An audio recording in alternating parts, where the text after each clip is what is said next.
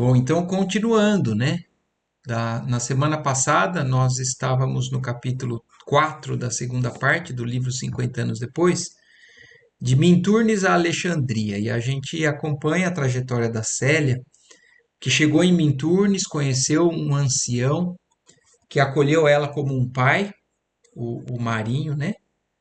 E, e só que tinha acabado de acontecer o desencarne do bebê que ela estava carregando por conta das dificuldades.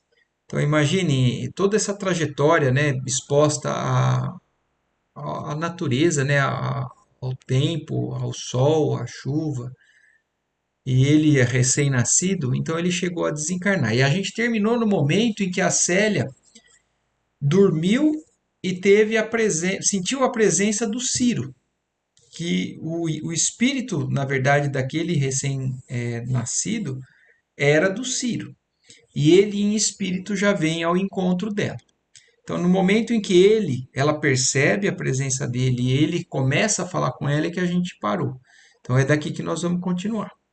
Então, Ciro, que lhe estendia as mãos carinhosas com um olhar de súplica e reconhecimento intraduzível, falou para ela, né? Célia, começou por dizer suavemente enquanto ela se concentrava em doce emoção para ouvi-lo. Não renegues o cálice das provações redentoras, quando as mais puras verdades nos felicitam o coração. Porque ela se abateu, né, com a morte do pequenino. E ele vem falar para que ela não se abata. Depois de algum tempo na tua companhia, eis-me de novo aqui, onde devo aurir forças novas para recomeçar a luta.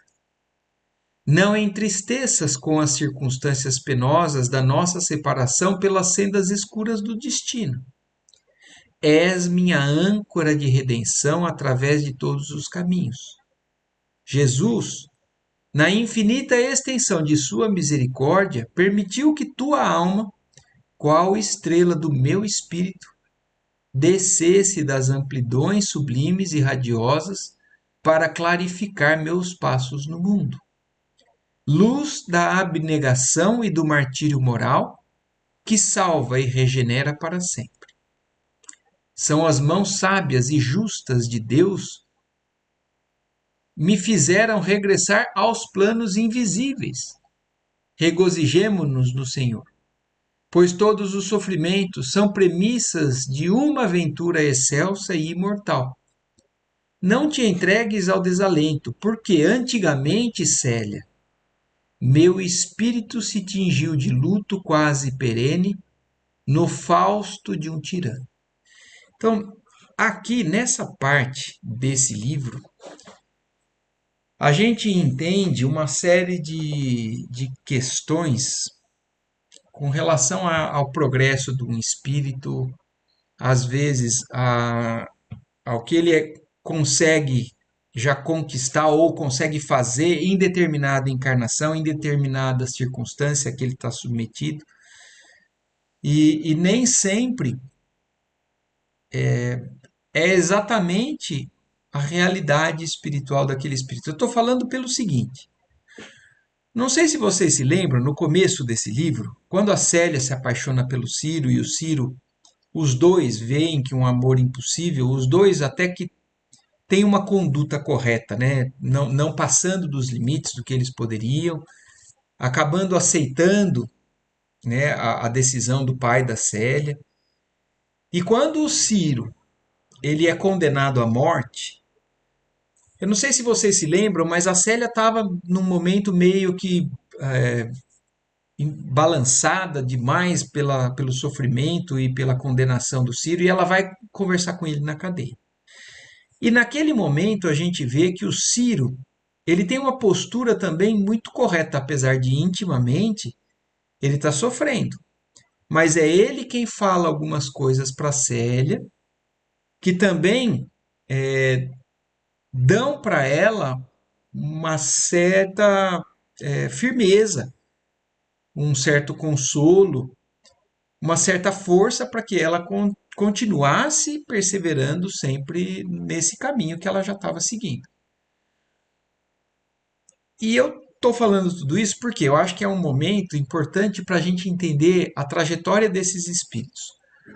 Vocês sabem, e eu falei já da sequência dessa história num livro que se chama Renúncia,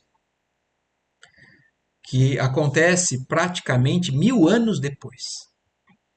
E o livro Renúncia não é querer dar spoiler, mas é para entender mesmo essa questão.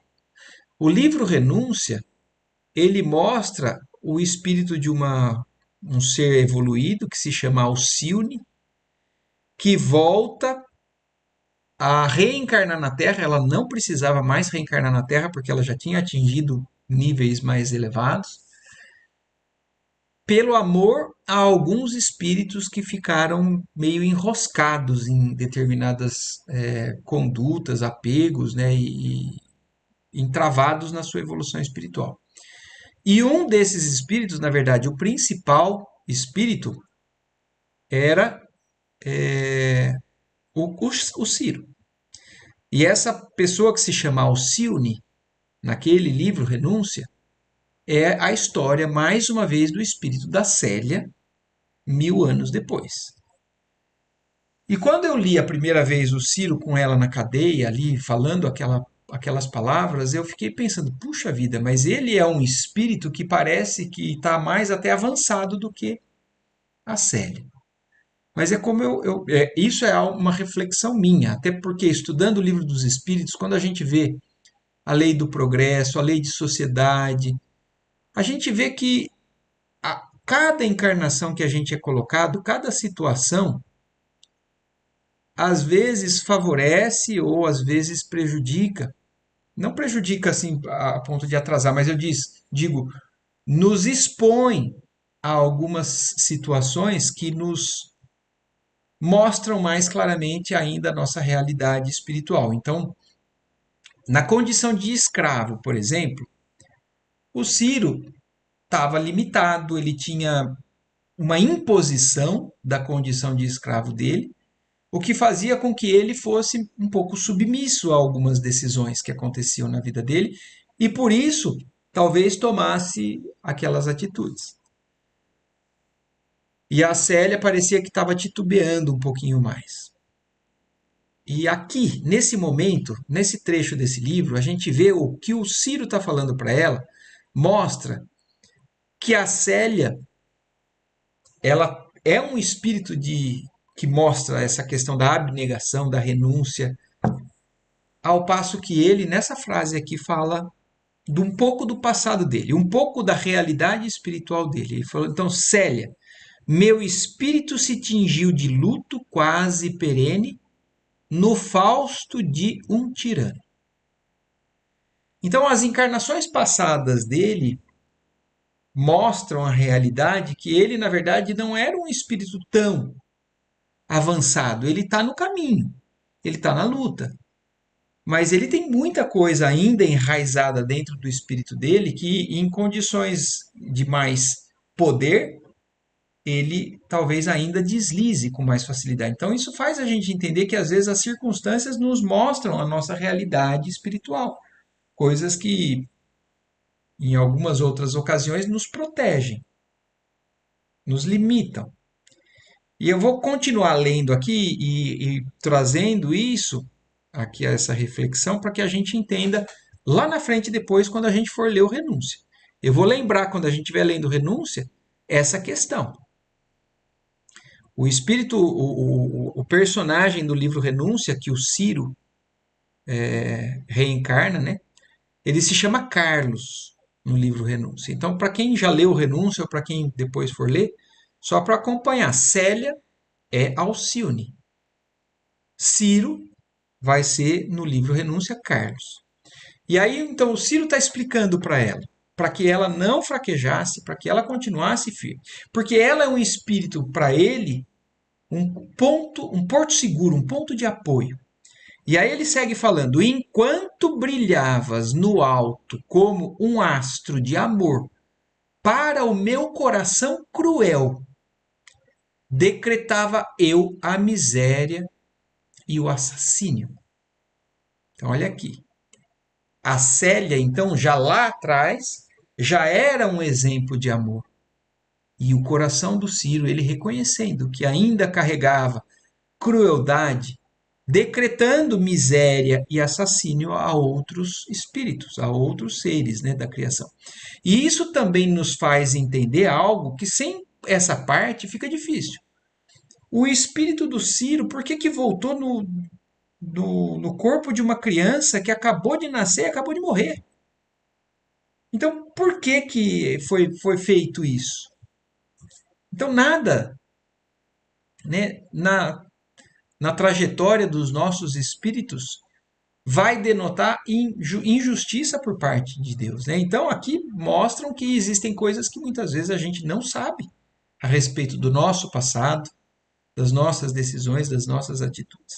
E então, começando a entender isso, porque o Círio está explicando e já fazendo a gente, justificando, fazendo a gente entender o porquê que aquele bebezinho não vingou, não foi para frente e viveu essa vida ao lado da Célia, né? Abusando da autoridade e do poder, da cultura e da confiança alheias, não trepidei em destruir esperanças cariciosas, espalhando o crime, a ruína e a desolação em lares indefesos. Fui quase um réprobo, se não contasse com o teu espírito de renúncia e dedicação ilimitadas. Então, olhem isso, ela já naquela época, já em outra encarnação, ela já era o ponto de apoio dele, né? O seu espírito de renúncia e de dedicação ilimitada. Ao passo que eu descia, degrau a degrau, a escada abominável do crime, no pretérito longínquo e doloroso, teu coração amoroso e leal rogava ao Senhor do Universo a possibilidade do sacrifício. Então, já faz a gente também começar a entender que essa encarnação que ela está passando com essas circunstâncias, esses acontecimentos, já eram também, provavelmente, algo planejado ou aceito no mundo espiritual antes da reencarnação, para poder também dar condições do Ciro ter outras experiências que fizesse ele avançar um pouquinho mais. E sem medir as trevas agressivas e pavorosas que me cercavam, desceste ao cárcere de minhas impenitências. Espalhaste em torno da minha miséria o aroma sublime da renúncia santificante, e eu acordei para os caminhos da regeneração e da piedade. Tomaste-me das mãos como o fizesses a uma criança desventurada e ensinaste-me a erguê-las para o alto, implorando a proteção e misericórdia divinas. Já de alguns séculos, teu espírito me acompanha com as dedicações santificadas e supremas. Olhem essa informação que o Ciro está falando. Então, de alguns séculos, o espírito da Célia já acompanha ele, tentando conduzir ele no caminho mais correto. É que as almas gêmeas preferem chegar juntas às regiões sublimes da paz e da sabedoria. Olhem isso. Então, a Célia, por que, que ela é um exemplo de renúncia? Por que, que o livro Renúncia chama renúncia? Vocês vão ver quando chegar lá. Ela é um espírito que já tinha condições de viver em outras esferas, mas vem aí voltando constantemente a reviver experiências dolorosas que para nós parece, né, um peso tão grande, mas para esses espíritos só acaba trazendo mais refinamento da sintonia espiritual deles com o alto. E então, e olha que bonito que ele fala, né? Ela já poderia estar lá na frente, não precisando voltar, mais esses espíritos que amam e que são sintonizados da maneira que eles são, como o Emmanuel descreve, né? É que as almas gêmeas preferem chegar juntas às regiões sublimes da paz e da sabedoria. Então, o que, que adianta ela ter avançado se a alma dela gêmea ainda, aquele espírito tão querido, tão amado, está enroscando ainda ali para trás? Então ela continua, por renúncia a algo que ela poderia já estar vivendo, continuar acompanhando, continuar estimulando, continuar ensinando, continuar de alguma maneira contribuindo para o avanço daquela alma. E dentro do teu amor desvelado e compassivo, não hesitaste em me estender as mãos dedicadas e generosas, como estrela que renunciasse às belezas do céu para salvar um verme atolado num pântano em noite de trevas perenes. Então, olhem isso, como uma estrela que renunciou às belezas do céu, voltando para pegar um verme que estava no pântano, como ele se considera. E acordei, Célia, para as belezas do amor e da luz, e não contente ainda por me despertares, vens me auxiliando a resgatar todos os débitos onerosos. Então o Ciro vem resgatando a quantidade de crime praticado nesse passado que nem está descrito aqui, mas dá para a gente ter uma ideia. Por quê? Como escravo, é condenado à morte, volta como uma criança, um bebê, e acaba desencarnando novamente ali nos braços dela. Então, ela vem auxiliando ele a resgatar os débitos pesados do passado. Então, quando a gente vê isso, a gente enxerga totalmente diferente quando alguém passa por uma dificuldade aqui encarnada, de ter um filho com uma dificuldade, perder esse filho ou perder um outro ente querido em difíceis circunstâncias. Então, onde antes a gente poderia enxergar como infortúnio, como um esquecimento até do alto, é na verdade oportunidade de auxílio para esse espírito devedor. Teu espírito carinhoso e impoluto não vacilou em sustentar-me através das estradas pedregosas e tristes que eu havia traçado com a minha ambição terrível e desvairada. Tens sido o ponto de referência para minha alma, em todos os seus esforços de paz e regeneração, na conquista das glórias espirituais. Ao teu influxo, pude testemunhar minha fé, no circo do martírio, selando pela primeira vez minha convicção em prol da fraternidade e do amor universal. Por ti, desterro de mim o egoísmo e o orgulho, sustentando todas as batalhas íntimas na certeza da vitória. Voltando ao mundo, fui novamente arrebatado dos teus braços materiais, em obediência às provas ríspidas que ainda terei para sustentar por largo tempo. Jesus, porém, que nos abençoa no seu trono de luz e misericórdia, de perdão e bondade infinita, permitirá que esteja contigo nos teus testemunhos de fé e humildade, destinados à exaltação espiritual de todos os seres bem-amados. Então, também aqui a gente vê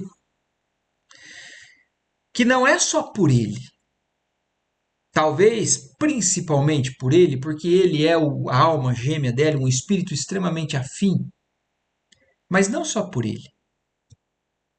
O exemplo que ela deu para o avô, o Quinéio Lúcio, para o pai, para a mãe, para a irmã, para o cunhado, para todos que tiveram oportunidade de conviver, de vivenciar aquilo que ela passou e resolveu, até para a própria artéria. Aquela quem acabou sendo a responsável pela concretização do plano lá da Cláudia Sabina, até a ela fica uma semente, fica uma conduta inesperada que pode valer lá na frente por um despertar daquele espírito. Então, destinados à exaltação espiritual de todos os seres bem-amados dela, que gravitam na órbita dos nossos destinos. E até o próprio Emmanuel. Imaginem, né? O Emmanuel parecia um telespectador meio afastado, Nestório, né? Públio Lentulus, depois Nestório, acompanhou um pouquinho, não era diretamente relacionado, mais intimamente relacionado, né? A história era entre a Célia e o Ciro, mas o Emmanuel como Nestório, também presenciou. E é o que ele fala no prefácio. Esse espírito, nessa conduta, marca a vida de quem ele passa. E marcou a vida de Emmanuel a ponto, não sei se é exatamente por isso, mas eu tenho certeza que uma grande parcela é disso, né? Por que Emmanuel nos trouxe esses romances? Por que esses romances, essa história desse espírito está para nós? Porque foi também marcante na vida de Emmanuel. Porque foi marcante na vida de muitos. E aí, então, Emmanuel resolve nos trazer. Ou por ordens superiores, ou por decisão dele, não sabemos. Mas o fato é que uma vida aparentemente só cheia de desgraça é um diamante para gente, para nós todos. Então a gente começa a enxergar de maneira totalmente invertida, né, os valores invertidos com relação ao ponto de vista material e do ponto de vista espiritual. E aí ele segue ainda falando para ela, né? E se Deus abençoar minhas esperanças e minhas preces sinceras, voltarei de novo para junto do teu coração nas lutas ásperas. Espera e confia sempre.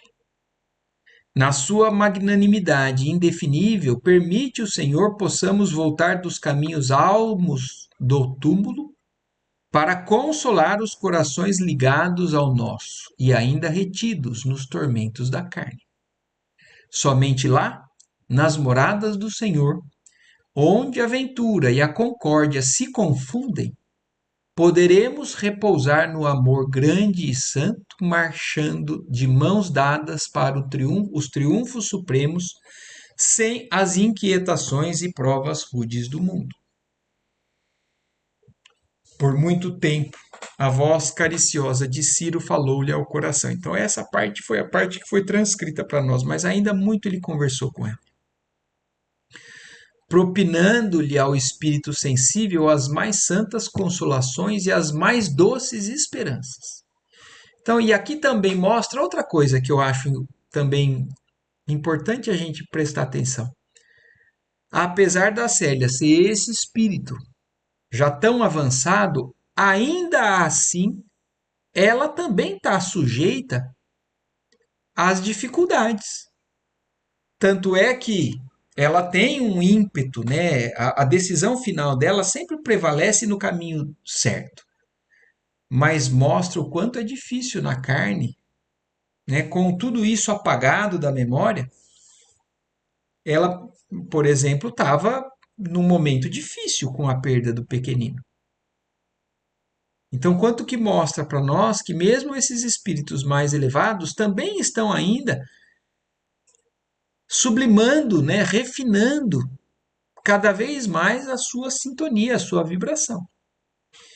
No auge do seu deslumbramento espiritual, a jovem cristã experimentou as mais comovedoras alegrias, desejando que aquele minuto glorioso se prolongasse ao infinito.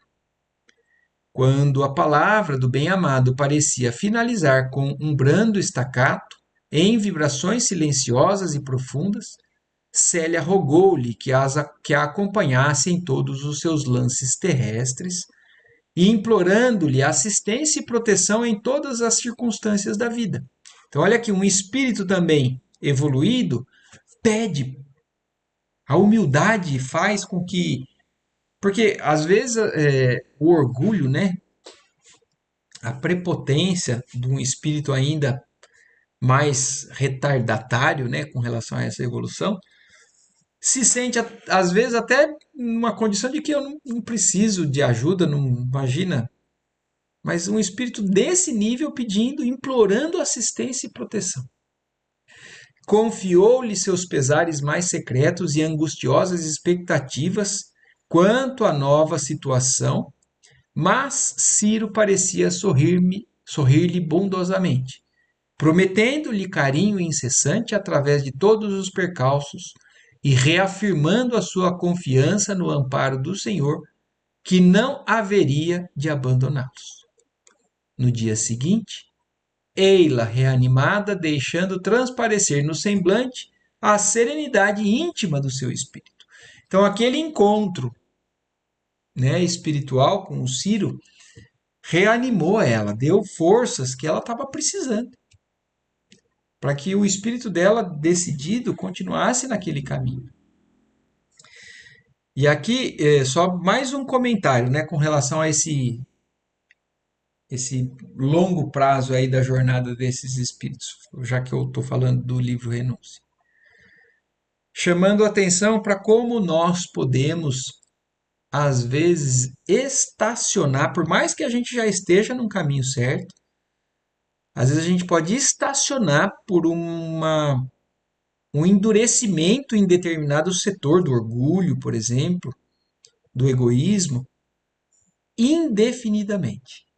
Porque parem para pensar. Se 1000 anos depois a Célia volta como Alcione para ajudar Ciro, que é Carlos, e ele nesse momento estava nessas condições, imaginem, 1000 anos depois. Esse espírito enroscou em algum ponto. E nós, será que estamos enroscando onde, né? Eu penso nisso. Mas o fato é que ela voltou revigorada. O velhinho notou com alegria aquela mudança e, como se estivesse em preparativos constantes para a jornada do túmulo, não perdeu o ensejo para esclarecer à jovem todos os problemas que a esperavam na vida solitária de Alexandria. Quer dizer, então, porque depois o Marinho também está no fim da vida dele. Então, logo, a sequência vai ser a Célia depois seguir para Alexandria. E ainda deixando ela preparada para as dificuldades que essa trajetória ainda teriam pela frente. Com solicitude extrema, dava-lhe notícias de todos os pormenores, da vida nova a encetar, fornecendo-lhe o nome de antigos companheiros de fé e dando conta de todos os costumes da comunidade. Célia, em trajes masculinos, ouvia-lhe a palavra carinhosa e benevolente com o desejo íntimo de prolongar indefinidamente aquela vida bruxuleante, de modo a nunca mais separar-se daquele coração bondoso e amigo. Mas, ao revés de suas mais caras esperanças, o estado do ancião agravou-se repentinamente. Todos os esforços foram baldados para lhe restituir o tônus vital do plano físico. E assistido pela jovem, que tudo fazia por vê-lo restabelecido, o velho Marinho recebeu a visita do pretor da cidade, que, cedendo a instantes pedidos, vinha receber-lhe as derradeiras recomendações. Então, também mostrando para a gente isso, apesar de um espírito com o merecimento que a Célia tem, com o desejo íntimo que ela tem, seria de continuar convivendo com aquela alma querida, amada, né? O Marinho agora no caso. Apesar de seus pedidos estarem ali, às vezes os planos divinos são outros, porque é necessário que se cumpra alguns planejamentos que são em benefício, não são em prejuízo. Apresentando a jovem como filho, o moribundo ordenou que lhe fossem entregues todas as suas parcas economias, antecipando que ele deveria partir para a África tão logo se verificasse o seu óbito. Marinho interpelou a autoridade depois das necessárias anotações. Será possível que este jovem participe das tuas superstições? O generoso velhinho compreendeu o alcance da pergunta e respondeu com desassombro. De mim e por mim, não precisareis cogitar das convicções religiosas, aqui de todos conhecidas, desde que entrei nesta casa. Sou cristão e saberei morrer íntegro na minha fé. Quanto a meu filho, que deverá partir para Alexandria a fim de amparar nossos interesses particulares, tenho o espírito livre para escolher a ideia religiosa que mais lhe aprouver. O pretor olhou com simpatia para o jovem, triste e abatido, e exclamou: Ainda bem. Quer dizer, olha como poderia ser um problema, né? Mas o Marinho mostrou, né, que por parte dele ele não negaria. mas ele deixou em aberto, não falou que não era. Mas falou assim, ele tem liberdade para seguir a religião que quiser, eu não imponho nada. E aí isso tranquilizou, de certa forma, o pretor, que achava um problema, né, a questão religiosa do Marinho. Por isso falar ainda bem. Despedindo-se do moribundo, cujos instantes de vida pareciam prestes a extinguir-se, a autoridade deixava os ambos com a precisa liberdade para trocarem as derradeiras impressões. Marinho fez ver então à sua pupila que aquela resposta hábil destinava-se a fazer com que o pretor de Minturnes lhe cumprisse a vontade, sem relutância, dentro dos dispositivos legais, recomendando-lhe todas as providências que a sua morte exigiria da sua inexperiência. Célia ouvia-lhe as exortações roucas e entrecortadas, extremamente acabrunhada, mas, como em todas as penosas circunstâncias da sua vida, confiava em Jesus. Após uma agonia excruciante de longas horas, em que a filha de Elvídio viveu momentos de indescritível emoção, o generoso Marinho abandonava o mundo após uma existência longa, povoada de pesadelos terríveis e dolorosos. Seus olhos se fecharam para sempre, com uma lágrima ao tombar do dia.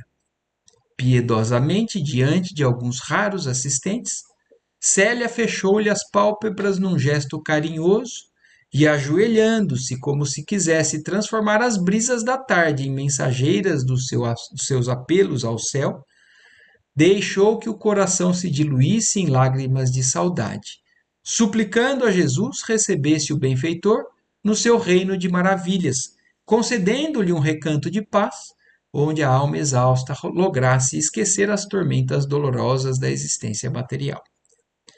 Dada a sua qualidade de cristão confesso, o velho de Minturnes teve uma sepultura mais que singela, que a filha do patrício encheu com as flores do seu afeto e mergulhando na sombra de uma soledade quase absoluta. Dentro de poucos dias, o pretor entregou-lhe a pequena soma que Marinho lhe deixava, um pouco mais que o suficiente para a viagem em demanda da África distante. E numa radiosa manhã de primavera, carregando no íntimo a sua serenidade triste e inalterável, a moça cristã, depois de uma prece longa e angustiosa sobre os túmulos humildes do pequenino e do ancião, então ali nesse capítulo deixou, né, dois para trás ali, na qual lhes rogava proteção e assistência, então deixou para trás o corpo físico, né, mas como a gente já viu, o Ciro já está auxiliando ela, e com certeza o Marinho, se não tiverem outros planos, né, por parte do alto, vai estar também ali acompanhando e velando por ela, na qual lhes rogava proteção e assistência, tomou o lugar que lhe competia numa galera napolitana que periodicamente recebia passageiros para o Oriente. Sua figura triste, metida em roupas masculinas, atraía a atenção de quantos lhe faziam companhia eventual no grande cruzeiro pelo Mediterrâneo. Mas, profundamente desencantada do mundo, a jovem se mantinha em silêncio quase absoluto. O desembarque em Alexandria, então agora já atravessou o mar Mediterrâneo, né? Chegou em Alexandria, na África, verificou-se sem incidentes dignos de menção. Todavia, seguindo as recomendações do benfeitor junto dos seus conhecidos da cidade, viera a saber que o monastério demorava a algumas milhas de distância, pelo que houve de tomar um guia até o local do seu recolhimento. O mosteiro, isolado, distava da cidade 10 léguas mais ou menos, em marcha de quase um dia, apesar dos bons cavalos atrelados ao veículo. A filha de Elvídio defrontou o grande e silencioso edifício na hora crepuscular, empolgada pela visão do casario amplo entre a vegetação agreste. Sentiu, porém, um singular descanso mental naquela soledade imponente que parecia acolher todos os corações desolados. Então, depois também de toda essa trajetória difícil, né, ela estava chegando num ambiente cristão, isolado, aparentemente, né, protegido. de todas as questões que o mundo oferecia. Então ela sentiu uma leveza, né? Um descanso para a mente dela. Puxando o cordel que ligava o portão de entrada, ouviu ao longe os sons de pesada sineta, cujo ruído estranho parecia despertar um gigante adormecido. Daí a instantes, os velhos gonzos rangiam pesadamente, deixando entrever um homem trajado com uma túnica cinzento escura, semblante grave e triste, que interpelava a jovem transformada num rapaz de fisionomia tristonha nestes termos: Irmão, que desejais do nosso retiro de meditação e oração? Venho de Minturnes e trago uma carta de meu pai destinada ao senhor Alfídio Prisco. Alfídio Prisco? Perguntou o porteiro admirado. Não é ele aqui o vosso superior? Referi-vos ao pai Epifânio? Isso mesmo. Escutai-me, ponderou o irmão porteiro complacente. Sois porventura o filho de Marinho, o companheiro que daqui partiu há cerca de 2 anos a fim de vos trazer ao vosso recolhimento? É verdade. Meu pai chegou há muito tempo aos portos da Itália, onde nos encontramos. Todavia, sempre doente, não logrou a ventura de acompanhar-me à solitude das vossas orações. Morreu? Revidou o interlocutor extremamente admirado. Sim, entregou a alma ao Senhor há muitos dias. Que Deus o tenha em sua santa guarda.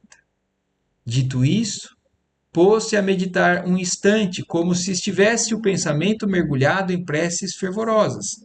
Em seguida, contemplou com muita ternura o jovem humilde e triste, exclamando significativamente: Agora que já sei de onde vindes e quem sois, eu vos saúdo em nome do nosso Senhor Jesus Cristo. Que o mestre seja louvado, respondeu a filha de Ovídio Lúcio com os seus modos singelos. Não haveis de reparar vos tenha recebido com prudência à primeira vista. Atravessamos uma fase de intensas e amarguradas perseguições, e os servos do Senhor, no estudo do Evangelho, devem ser os primeiros a observar se os lobos chegam ao redil com vestes de cordeiro. Compreendo. Não desejo aborrecer-vos com indagações descabidas, mas pretendeis adotar a vida monástica? Sim, respondeu a jovem timidamente. E assim procedendo, não só obedeço a uma vocação inata, como satisfaço a uma das maiores aspirações paternas. Estais informado das exigências desta casa? Quer dizer, então existem uma série de regras, de rigores ali dentro, né, nesse local ali de um cristianismo mais primitivo, né, que inclusive ele está se certificando. Você tem certeza, né? E a Célia responde, né, como nome, como um jovem, né? Sim, meu pai mas revelou antes de morrer. O irmão porteiro deitou o olhar para todos os lados e, observando que se encontravam a sós, exclamou em voz discreta: Se trazeis a esta casa uma vocação pura e sincera, acredito que não tereis dificuldade em observar as nossas disciplinas mais rígidas. Contudo, devo esclarecer-vos que Pai Epifânio, como diretor dessa instituição, é o espírito mais ríspido e arbitrário que já conheci na minha vida. Então imaginem, né, o tirano, né, que apesar de ser religioso, cristão, né, o Epifânio ainda carregava dentro do espírito dele. Este retiro de oração é fruto de uma experiência que ele começou com o vosso digno pai há mais de 20 anos. A princípio tudo ia bem, mas nos últimos anos o velho Alfídio Prisco vem abusando largamente da sua autoridade, máxime depois da partida do irmão Marinho para a Itália. Daí para cá, pai Epifânio tornou-se despótico e quase cruel. Aos poucos vai transformando este pouso do Senhor em caserna de disciplina militar, onde ele recebeu a educação dos primeiros anos. A neta de Quinéio Lúcio ouvia-o profundamente admirada.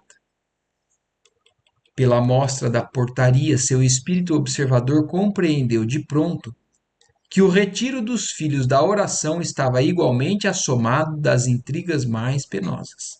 Então, só dele já estar falando tudo isso, mesmo antes de entrar, né, mostrava que alguma, algum conflito, alguma intriga existia ali dentro. Todavia, enquanto coordenava suas considerações íntimas, o irmão Filipe continuava. Imaginai que o nosso superior vem transformando a ordem de todos os ensinamentos, criando as mais incríveis extravagâncias religiosas. Em contraposição aos ensinamentos do Evangelho, obriga-nos chamar-lhe Pai ou Mestre, nomes que o próprio Jesus negou-se a aceitar na sua missão divina. Além de inventar toda sorte de trabalhos para os 42 homens desencantados do mundo que estacionam aqui, vem aplicando as lições de Jesus à sua maneira.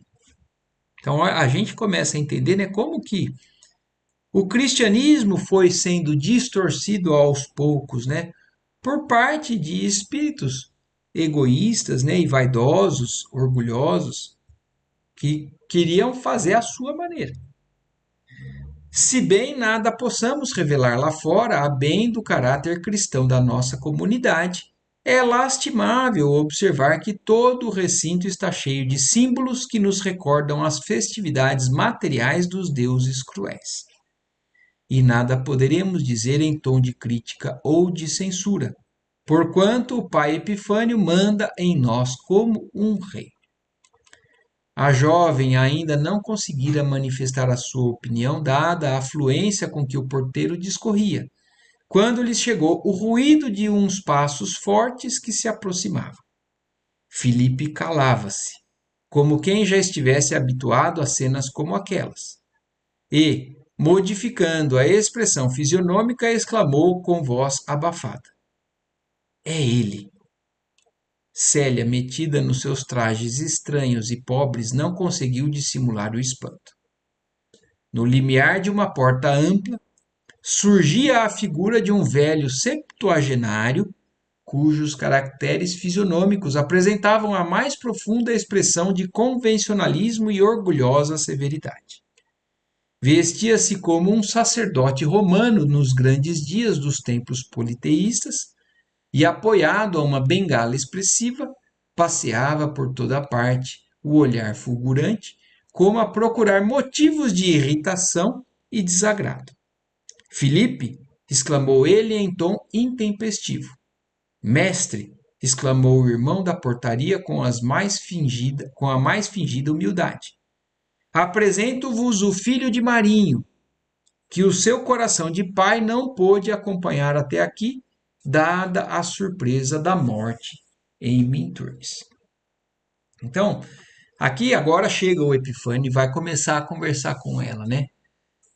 Eu vou parar por aqui porque nós não vamos conseguir chegar até o fim do capítulo, mas para a semana que vem aí a gente reinicia a partir do item 45, quando o Epifânio, então esse espírito endurecido, né, ainda não tão transformado pelas verdades do cristianismo, vai receber a Célia e ali, então, acho que na semana que vem a gente consegue então concluir esse capítulo, que é o de Minturnes a Alexandria, então agora contando um pouquinho do início, né, da vida dela em Alexandria, nesse retiro, nesse local aí de retiro, para depois a gente partir para as próximas. Só faltam depois mais 3 capítulos para que a gente encerre o nosso livro, certo? Olha, já está terminando. Você viu? Você viu, Adila?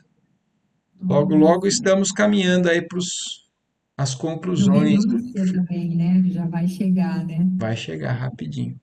Mas é E isso, não vai. sei se tem alguma dúvida que ficou, alguma observação que vocês queiram fazer. Não, só agradecer mesmo. Imagina, então, nós todos agradecemos a Deus pela oportunidade. Então, uma ótima noite, uma ótima semana para todos. Até semana que vem. Que assim seja. Até Tchau, mais. Tchau, tchau. tchau.